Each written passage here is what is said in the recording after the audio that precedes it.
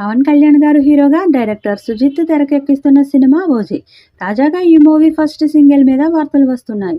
వచ్చే ఏడాది జనవరి 1న మొదటి పాటను రిలీజ్ చేసేందుకు మేకర్స్ ప్లాన్ చేస్తున్నారట. ఈ మూవీకి తమన్ మ్యూజిక్ అందిస్తుండగా ప్రియాంక మోహన్, ఇమ్రాన్ హష్మీ తదితరులు కీలక పాత్రలు పోషిస్తున్నారు. డివివి ఎంటర్టైన్మెంట్ బ్యానర్ పై డివివి దానయ్య ఈ మూవీని నిర్మిస్తున్నారు.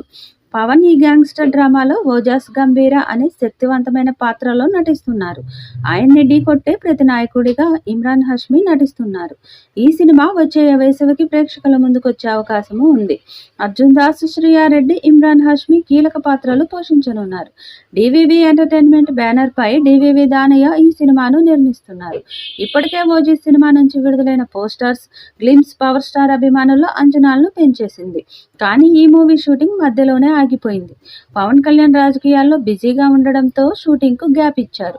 అయితే ఈ మూవీ ఎప్పుడెప్పుడు థియేటర్లలోకి వస్తుందా అని పవన్ కళ్యాణ్ ఫ్యాన్స్తో పాటు సినీ ప్రియులు వెయిట్ చేస్తున్నారు.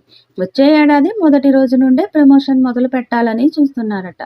అందుకే తొలి సాంగ్ను జనవరి 1న విడుదల చేయాలని మూవీ టీం ప్లాన్ చేస్తున్నారని ఇండస్ట్రీలో టాక్ వినిపిస్తుంది.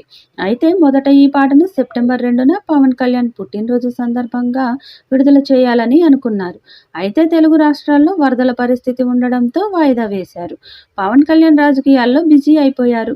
పాలిటిక్స్లో బిజీ అయిపోయిన 3 సినిమాలను వీలైనంత త్వరగా విడుదల చేసే ఆలోచనలో ఉన్నారు పవన్. 3 సినిమాల్లో ఉస్తాద్ భగత్ సింగ్ పక్కన పెడితే ఓజీ, హరిహర వీరమల్లు మాత్రం విడుదలకు పోటీ పడుతున్నాయి. ఈ క్రమంలో సినిమా విడుదల ప్రచారం షురూ చేయడానికి 2 సినిమాల దర్శకులు, నిర్మాతలు రెడీ అవుతున్నారు. ఎందుకంటే వీకెండ్స్లో ఈ సినిమా షూటింగ్లు జోరుగా సాగుతున్నాయి.